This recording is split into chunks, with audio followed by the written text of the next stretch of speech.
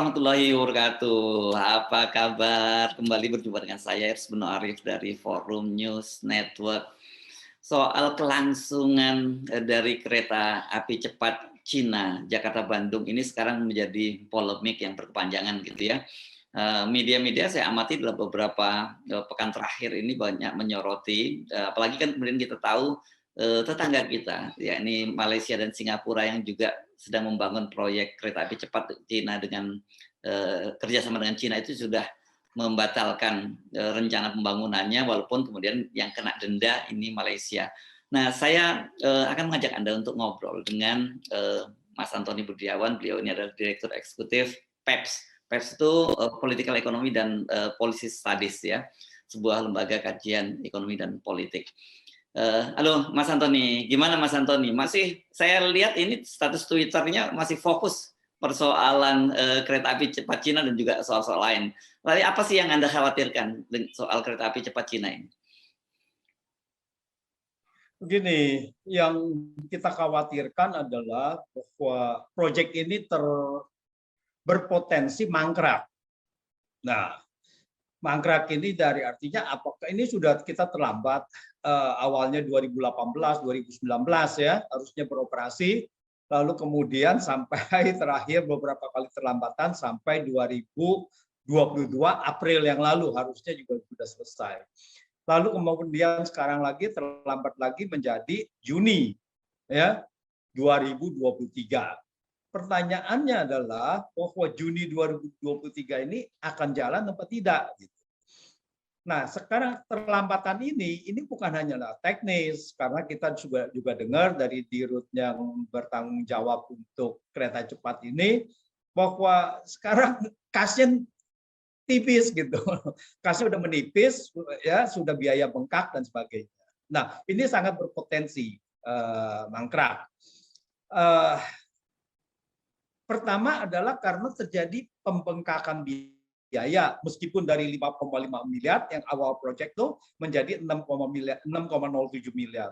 Tapi sekarang menjadi 8 miliar, ada yang ngomong 7,9 miliar, 8,1 miliar, anggap aja lah 8 miliar dolar. Artinya terjadi pembengkakan biaya lebih dari 30%. Pertanyaannya siapa yang mau menanggung biaya ini? Nah, ini akan jadi dispute berkepanjangan. Mungkin bisa dibawa ke ranah ke pengadilan internasional. Ya, arbitrase nasional. Nah, ini yang mengkhawatirkan. Ya, internasional gitu. Nah, inilah karena kedua belah pihak nggak mau bertanggung jawab. Kan Mas Heru tahu kan ya bahwa China bilang udahlah Indonesia yang menanggung kan gitu kan. Tapi Indonesia bagaimana bisa menanggung orang proyek 60-40% kok. Nah, kalau dia menanggung ini akan menjadi kerugian negara, merugikan negara dan menguntungkan pihak lain kan gitu. Dan itu adalah delik tipikor, kita tahu tindak pidana korupsi gitu. Nah, ini yang kita khawatirkan berkepanjangan dan akan jadi mangkrak. Tapi kan gini, memang kalau kita lihat sejak awal ini dalam bahasa orang Jawa nyebutnya mencela-menceli gitu ya. Kan sejak awal kan disebutkan bahwa ini pemerintah sama sekali nggak ada urusannya B2B. Dan itu kan jadi alasan mengapa kemudian kita memilih Cina gitu ya. Dan harganya juga lebih murah. Tapi kemudian kan ternyata berubah. Harga juga berubah menjadi lebih naik, bahkan hitung-hitungan sekarang lebih mahal dari Jepang. Terus yang kedua yang paling parah adalah soal janji B2B-nya itu sekarang berubah jadi sepenuhnya tanggung oleh pemerintah, baik modal maupun baik kekurangan modal maupun pembengkakan biayanya. Ya, iya. Kalau kita lihat ya memang ini begini, bahwa ini kan sebetulnya kan kereta cepat itu sudah dirancang lama, yaitu dari awalnya dengan Jepang, yaitu Jakarta Surabaya. Tetapi kemudian ada yang mau sabotase, kan gitu, sabotase, lalu dibuatlah Jakarta Bandung dulu gitu. Padahal kalau kita melihat jaraknya, ya seharusnya adalah tidak perlu Jakarta Bandung itu kereta cepat, karena infrastruktur ke Jakarta Bandung itu sudah sangat memadai ya, karena sudah ada jalan tol, sudah ada apa. Nah, kemudian dibuatlah untuk ke sana dan memang ada kecenderungan membela proyek China ini ya, sehingga awalnya adalah lebih murah katanya. Lalu alasan itu banyak lah, ini mencela-mencelanya itu tidak perlu ini B2B murni kan ya, tidak perlu ada APBN, tidak perlu garansi dari pemerintah, di mana katanya Jepang minta kalau ada apa-apa garansi dari pemerintah. Nah, tapi kita lihat bahwa ternyata ini adalah proyek-proyeknya ini ya semakin berlarut-larut, dan kemudian dari 5,5 miliar menjadi 6 miliar dan seterusnya gitu. Dan ini memang kalau kita dilihat ya mungkin sangat tidak profesional gitu ya, atau ada faktor X tertentu yang membuat hal itu gitu. Ya, ya. Nah, tapi kalau kita baca perkembangan terbaru ya di Cina sendiri, yang itu jaraknya jauh ya, itu dari mana, dari Wuhan ke mana saya lupa itu jarak yang sangat sangat jauh, itu pun juga sekarang mereka mengalami kerugian operasionalnya gitu. Apalagi kita kan potensinya tadi Anda menyebut Jakarta Bandung tuh orang banyak alternatif. Ada kereta biasa gitu, ada jalan tol, macam-macam lah, banyak alternatif, termasuk juga pesawat. Nah, ini kan kalau toh katakanlah misalnya ya terus pemerintah bisa meneruskan ini juga bisa terancam mangkrak dari sisi operasi gitu, seperti apa yang terjadi di Cina kan? Ya, benar. Jadi kalau kita lihat adalah permasalahan kereta cepat ini mungkin kita bagi tiga bagian ya. Yang pertama adalah proyeknya ini terlalu mahal. Buat China sendiri, ini proyeknya kalau 6 miliar dolar dengan jarak 142,5 km, maka itu sudah menjadi 2 kali lipat lebih dari yang ada yang jadi proyek yang sejenis di China. Nah, itu pertama. Jadi investasinya adalah sudah sangat mahal sekali. Dan yang kedua adalah tentu cost overrun ini, pembengkakan biaya, ini akan membuat investasi ini bertambah besar lagi, membebani biaya bunga. Dan ketiga adalah biaya operasional. Biaya bunganya saja kalau itu kita utangnya 70% sesuai dengan perjanjian ya, bank bisa membiayai 70%, itu dari 8 miliar itu 5,6 miliar utangnya, 5,6 miliar dengan bunga 2% setahun, maka sudah 1,68 triliun bunganya saja. Jadi otomatis ini akan sangat sulit. Jadi kalau kita lihat dari target-target pemerintah, ini sudah pasti tidak tertutup. Pemerintah begitu optimis mengatakan ada sekitar 31.000 orang penumpang per hari. Nah, kalau kita kalikan setahun, itu cuma baru 11 juta, sekitar segitu. Dia mau kasih biaya berapa? Kalau cuma 200.000 harga tiket, ya nggak ketutupan. 300.000 pun tidak ketutupan gitu, untuk menutup bunganya dan operasionalnya gitu. Jadi ini pasti membebani atau APBN atau APBD. Mas Hersu mungkin ingat LRT yang di mana? Palembang. Sumatera itu, Palembang. Ya. Itu kan juga tidak bisa dibiayai, rugi lah ya, jadi biaya operasionalnya tidak cukup. Lalu nasional, pusat tidak mau menanggung, bukan tidak mau menanggung, kemudian memintakan kepada Pemda juga ikut menanggung. Nah, itulah bahwa ini akan terjadi seperti itu kalau ini sampai jalan. Tapi saya pikir kok ini nggak sampai jalan ya Mas Hersu. Oke, nah kalau nggak sampai jalan skenario seperti apa? Karena ini tadi kita singgung soal Malaysia, kita belajar pengalaman dari Malaysia ya, kan mereka juga sedang membangun kereta api cepat Cina dari Kuala Lumpur ke Singapura ya. Pada waktu Mahathir terpilih sebagai Perdana Menteri, dia akan membatalkan itu. Ternyata dia kemudian menghadapi situasi ada denda yang sangat besar, 74 triliun katanya. Wah, babak belur. Negosiasi ulang dan harga bisa turun. Tapi akhirnya toh ternyata pada masa Muhyiddin Yassin, sekarang Perdana Menterinya udah ganti lagi, itu akhirnya juga dibatalkan dengan konsekuensi dia juga harus bayar ke Singapura, denda ke Singapura. Nah, skenario apa yang bisa kita lakukan kalau dengan Cina ini? Begini, saya rasa ini kenapa saya katakan bahwa ini tidak akan jalan. Perkiraan saya ini adalah sulit untuk jalan terus. Pertama adalah yang tadi ada dispute siapa yang mau menanggung 2 miliar dolar tadi. Karena apa? Masing-masing pihak terikat dengan peraturan negara masing-masing, tidak bisa absorb itu pembengkakan biaya itu, cost overrun. Oleh karena itu, pertama adalah benar-benar audit harus dilakukan oleh internasional. Pemerintah China belum tentu bisa percaya kalau BPKP yang audit, dan juga belum tentu bisa percaya dengan BPK yang audit. Mereka melihat bahwa ini harus ada internasional. Itu pertama. Jadi harus ada internasional audit. Dan kalau ada audit internasional yang ada penyimpangan-penyimpangan, maka otomatis ada yang dituntut. Ya, pemerintah China tidak akan membiarkan ini. Korupsi di dalam negeri aja dihukum mati. Nah, gimana kalau yang di sini kan gitu kan ya. Jadi mereka yang kalau pihak China yang korupsi, maka akan dibawa ke negaranya dan mempunyai konsekuensi besar. Jadi pihak China yang di sini tidak mungkin berani untuk menerima begitu saja. Nah, begitu juga Indonesia, itu yang saya perkirakan. Dan akan berlarut sampai 2024. Kalau 2024 ini ternyata ganti pimpinan, maka yang terjadi seperti Malaysia tadi. Pemimpin yang baru itu tidak mungkin bisa menerima begitu aja tanpa mereka audit gitu. Kalau terjadi audit yang akhirnya proyek ini akan turun ya biayanya kalau ada itu dan ada yang dituntut gitu. Nah, itu baru bisa berjalan karena dengan yang segini, harga segini, ini proyek tidak mungkin bisa diteruskan. Ya. Oke, jadi ada visible, tidak visible untuk diteruskan. Ya, kesimpulan Anda pokoknya ini tidak mungkin bisa tidak akan jalan lah ini proyek ya, gitu ya. Ya. Ya. Nah, kan kalau toh dipaksakan jalan, akhirnya kan kita sudah bisa dapat gambaran ya, belum tanpa melihat yang terjadi di Cina yang sekarang akhirnya mengalami kerugian pun kita sudah bisa memperkirakan itu kan. Tadi yang menyebut kalau ongkosnya 200 yaitu masih rugi 300, di atas 300 siapa yang mau naik gitu ya. Naik dari Halim dulu, turunnya di mana di Tegaluar sana kan jauh banget, untuk ke Kota Bandung masih naik kereta lagi gitu ya. Ya. Jadi sangat tidak convenient sekali, rutenya aja sudah sangat tidak convenient.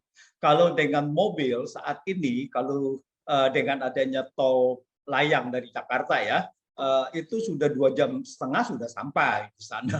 Jadi sudah tidak begitu ini lagi, terlalu berbeda lagi. Kalau ini kita harus ke stasiun, harus tunggu stasiun lagi, itu sangat sulit sekali untuk bisa benar-benar menggantikan transportasi yang lain. Kita bayangkan, kereta api Parahyangan dan yang lainnya Jakarta Bandung, itu cuma 20 juta penumpang dengan harga yang sangat terjangkau. Jadi kalau ini untuk diminta bahwa ini 11 juta target penumpangnya, ini juga terlalu optimis. Ini kan baru target. Dari targetnya aja tidak visible gitu. Nah, realisasinya saya menduga ini akan jauh lebih rendah dari itu. Nah, kalau gitu jadi pertanyaan sebenarnya, untuk apa ya dulu bangun ini? Kalau sebenarnya kan orang kan ketika membangun itu ada visibility study, jelas, dan hitung-hitungannya saya kira itu nggak perlu seorang ekonom atau seorang akuntan yang jago atau seorang pimpinan proyek yang jago yang udah tahu lah ini bakal tidak jalan. Tapi kenapa tetap dipaksakan di jalan? Itu jadi tetap dipaksakan jalan. Apa kira-kira ini, Mas Anton? Kalau dari pihak China, tentu saja kita tahu bahwa ini adalah untuk proyek, ya, bagian mendukung nanti untuk sekaligus mungkin ada proyek-proyek lagi yang menyatukan menjadi obor tadi gitu ya, jadi nanti akan ada di Kalimantan, akan ada di Sumatera dan sebagainya.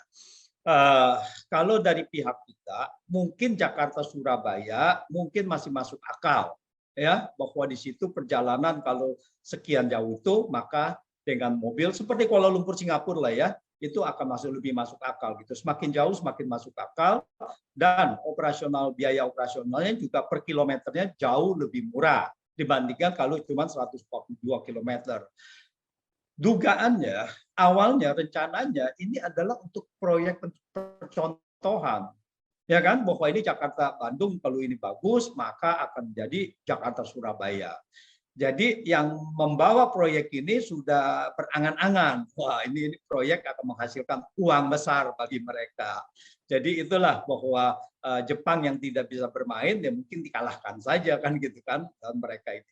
Jadi kalau sudah ada juga salah satu sidang di China yang katanya menyuap atau ada aliran dana 5 juta US dollar kepada petinggi Indonesia kan itu. Nah itu Jadi namanya kalau nggak salah Li Wenjin ya, kalau nggak salah dia petinggi di kereta api dan juga salah satu gubernur lah di sana. Nah, itulah. Jadi kalau saya lihat proyek kereta cepat ini kenapa memang supaya ini bisa berjalan terus, memang proyek ini di-create untuk menciptakan untuk beberapa orang, beberapa oknum memang untuk mencari rente di situ. Kalau dalam bahasa Indonesia ini bahasa yang kita kenal di Indonesia bancaan ya, ini untuk bancaan proyek bahwa proyeknya mau jadi atau tidak itu nggak penting gitu ya. Penting sudah ada cashback yang mereka terima gitu ya. Salah satu begitu bahwa jadi atau tidak mereka sebetulnya penting juga, tapi mereka yakin bahwa itu bisa jadi gitu kan. Kalau nggak jadi seperti begini, mereka tahu mereka juga akan jadi masalah. Tetapi ini di luar mereka punya dugaan bahwa terjadi lagi setelah ini disetujui bahwa yang bermasalah kalau ini tidak ada cost overrun, ini mungkin tidak menjadi masalah ya. Kalau tidak ada pembengkakan biaya lagi sampai ke 8 miliar gitu. Nah, sekarang pertanyaannya bagaimana bisa ada biaya bengkak 2 miliar gitu ya? Sepertiga dari proyek itu sendiri gitu. Dan 70% dari biaya proyek di China gitu. Jadi sudah bisa hampir bangun satu proyek lagi kalau di China.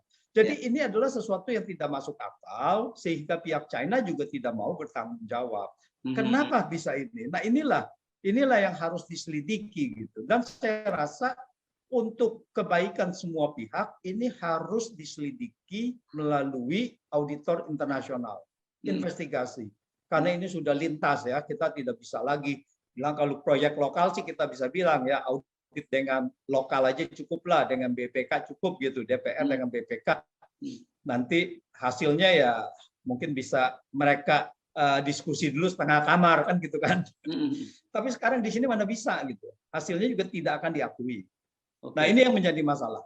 Oh, jadi kenapa kok posisi tawar Indonesia itu kelihatannya sangat lemah gitu ya? Walaupun sebenarnya kan harusnya mereka juga ikut bertanggung jawab. Sekarang kok semua dibebankan ke Indonesia tadi karena itu tadi ada menduga banyak sekali penyimpangan dan Indonesia tidak bisa mendinai itu gitu ya. Ya, saya duga adalah kenaikan biaya ini yang bukan terkait langsung dengan biaya proyek, tetapi adalah biaya-biaya yang di luar kontrol oleh proyek. Misalnya biaya pembebasan lahan, siapa yang bisa kontrol? Nah, ini juga menjadi masalah. Berapa biaya bengkaknya pembebasan lahan? Apa 2 kali lipat, apa 3 kali lipat, apa 4 kali lipat gitu? Dan biaya apa lagi gitu? Karena kalau di dalam normalnya ya, di dalam proyek seperti kereta cepat ini, yang paling besar adalah biaya keretanya itu sendiri dengan relnya. Infrastrukturnya sebetulnya ya tinggal landasan saja gitu. Itu seharusnya tidak begitu terlalu mahal. Jadi itu sudah mengambil porsi yang itu. Jadi porsi yang kecil bisa membuat biaya membengkak 2 miliar itu gimana? Nah, ini yang ini. Jadi inilah yang harus dibuka supaya transparan ke semua pihak gitu. Meski pihak China dan juga pihak Indonesia, terutama saat ini adalah rakyat ya.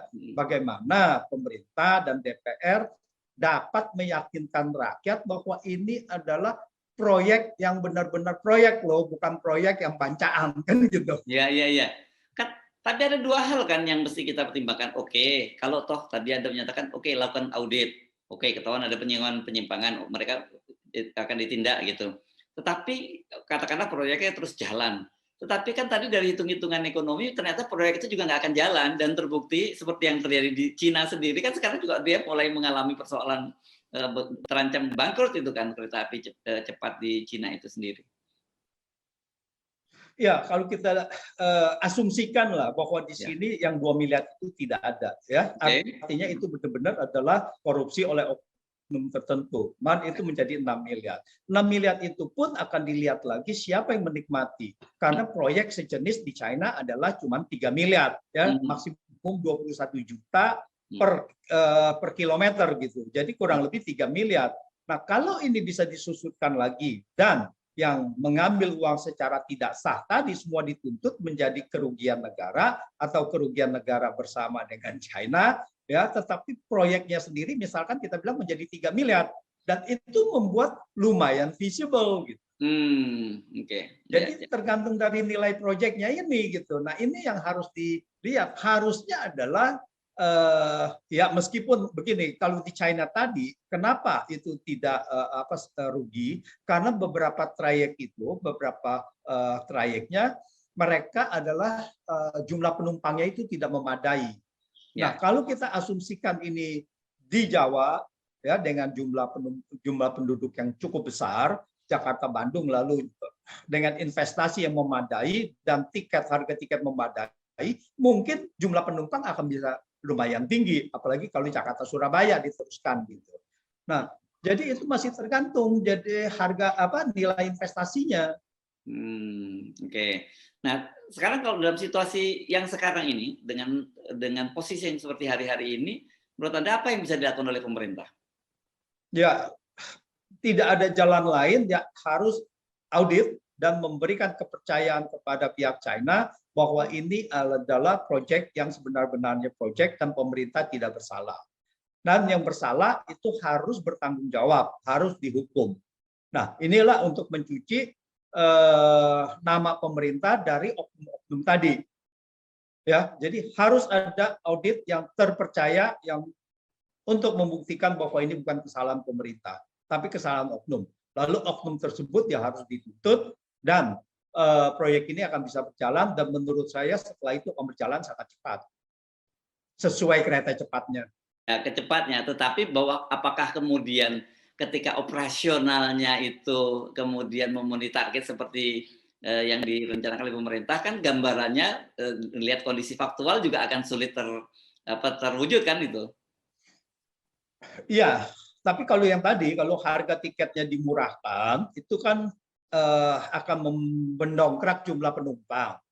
Dan diharapkan dalam waktu mungkin 5 tahun pertama mungkin tidak begitu, tetapi setelah itu akan setelah 5 tahun mungkin jumlah penumpang akan eskalasi menjadi lebih besar gitu. Ya. Memang itu tidak ada garansi bahwa itu, tetapi tentu saja kalau sekarang proyeknya itu menjadi $3 miliar, anggap saja seperti di China, tentu ini jauh lebih visible dengan jumlah penduduk yang sangat banyak.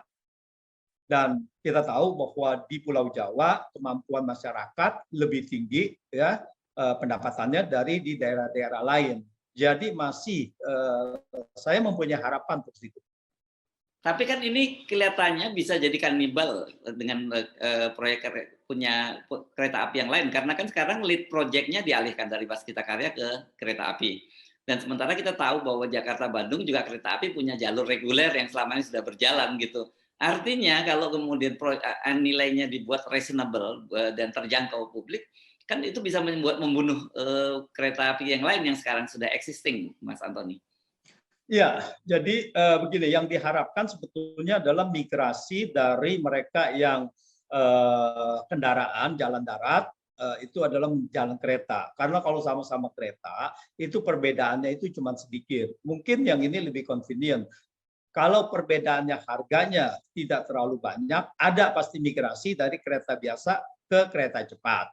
Tapi diharapkan juga bahwa dengan begini ada kenaikan jumlah penduduk dan sebagainya ke depannya ini akan lebih pengguna untuk itu kereta cepatnya akan lebih banyak. Jadi artinya gini, bahwa memang pasti ada pengalihan gitu, tetapi juga kalau kita lihat kalau harganya kompetitif, maka ini akan terjadi peralihan dari jalan darat dan udara. Tapi kalau kita lihat Jakarta Bandung udara itu kan sedikit kan ya. Jadi memang adalah jalan darat. Nah ya tinggal ya berarti siap-siap aja yang operator tol itu untuk siap-siap rugi nantinya ke depannya. Oke. Nah, tapi belajar pengalaman dari Malaysia, saya kira yang jelas di depan mata kita ini proyek kereta api cepat Cina Jakarta Bandung ini akan jadi beban buat pemerintahan berikutnya dan pada ujungnya juga itu karena sekarang sudah di take over oleh APBN, yaitu rakyat yang akan mengalami kerugian. Iya, ya. Benar sekali. Ya, oke. Baik, terima kasih Mas Antoni Budiawan, Direktur Eksekutif PEP, Political Economic dan Policy Study. Sampai jumpa lagi, Mas Antoni. Sampai berjumpa lagi di episode berikutnya. Saya sepakat, karena ini pasti akan berjilid-jilid ceritanya, tidak akan berhenti di sini. Oke, demikian tadi wawancara saya dengan Antoni Budiawan, Direktur Eksekutif PEPS. Saya Harsun Arif dari Forum News Network. Sampai jumpa lagi. Assalamualaikum warahmatullahi wabarakatuh.